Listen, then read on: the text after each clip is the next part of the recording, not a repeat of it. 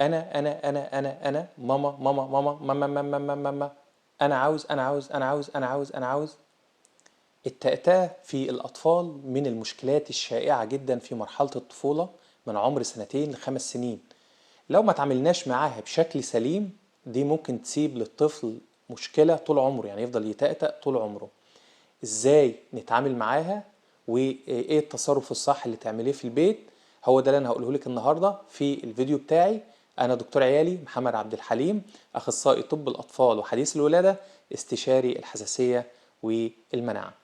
الطفل اللي بيتأتأ هو طفل كان بيتكلم كويس وفجأة بدأ يكرر، يا إما يكرر حروف أو يكرر كلمات أو حتى يكرر جمل.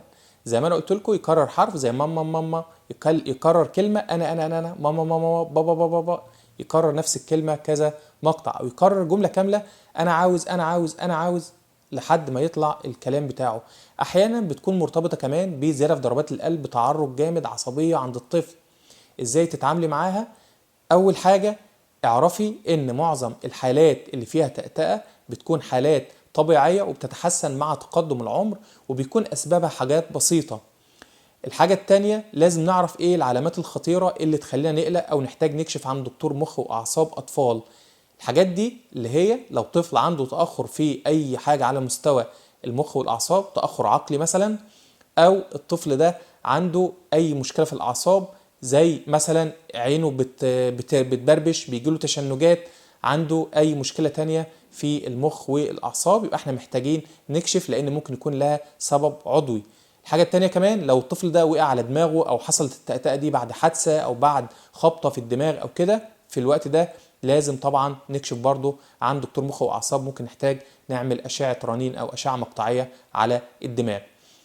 التصرف الصح في الحالات اللي زي كده ان احنا طبعا بعد استبعاد الاسباب المرضيه زي ما قلنا اللي هي في المخ والاعصاب، ان احنا نحاول ما نكررش الكلام قدام الطفل، ما نتريقش عليه، ما نحاولش نضغط على الطفل عشان يتكلم بشكل سليم، نقعد نقول له كل شويه اتكلم كويس اتكلم كويس اتكلم كويس، لا عيدها تاني عيدها تاني. لا، انا مش عايز ده خالص. انا عايز نتعامل مع الطفل على ان ده الطبيعي بتاعه لحد مرحله معينه وهيبدا يتحسن.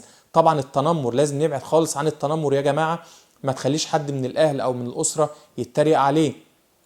لو الطفل ده في حضانه واصدقائه او الطلبه اللي معاه بيتريقوا عليه ان ليه حضانه تانية، حاولي اكد عليهم ان محدش يعمل ستريس او يركز على النقطه بتاعه التأتأة.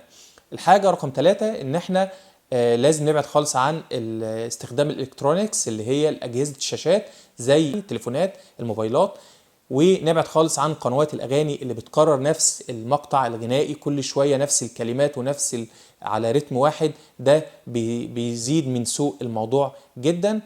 كمان الكرتون اللي الطفل بيشوفه فترات طويله جدا بيكون فيه سكريبت، والشخصيات اللي في الكرتون بتتكلم بلغه واضحه ولغه مجهزه قبل كده، وبيقرا من ورق او من سكريبت، فبيطلع الكلام منظم وسريع. العقل بتاع الطفل ما بيقدرش يجاري الكلام ده، بيحاول يقلد ويتكلم نفس الكلام بتاعهم ونفس اللغه بتاعت الكرتون او بتاعت الحاجات اللي بيشوفها على اليوتيوب، فيحاول يتكلم فدماغه مش جايبه، لسه عمره صغير، فيبدا يحصل اللخبطه ويحصل التأتأة. طيب التأتأة دي بتتحسن على عمر قد ايه؟ معظم الحالات بتتحسن من 5 ل6 سنين، ولو طولت اكتر من كده لازم ناخد بالنا ولازم نقلق ولازم نكشف. طيب هل التخاطب مفيد في المرحله الاولى في التأتأة؟ يعني في السنين الاولى، طفل من 2 ل5 سنين، هل التخاطب هيكون مفيد بالنسبه لنا؟ بالعكس. انت رايح فين يا حبيبي؟ انا رايح التخاطب عشان انا بتأتأ. انت جاي منين يا حبيبي؟ انا جاي من عند دكتور التخاطب عشان انا بتأتأ. طيب انت يا حبيبي كنت فين امبارح؟ انا اصل انا بتأتأ فكنت عند دكتور التخاطب. ده بيزود الموضوع او بيخلي الطفل ياخد باله، يبقى اوير بالمشكله اكتر، وده بيزود الموضوع عند الطفل اكتر.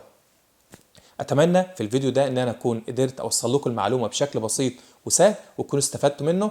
لو عجبكم الفيديو اعملوا مشاركه عشان يظهر لاكبر عدد من الامهات المحتاسين بعيالهم وقلقانين من موضوع التأتأة. اشوفكم ان شاء الله في فيديو قادم. اشوفكم على خير، مع السلامه.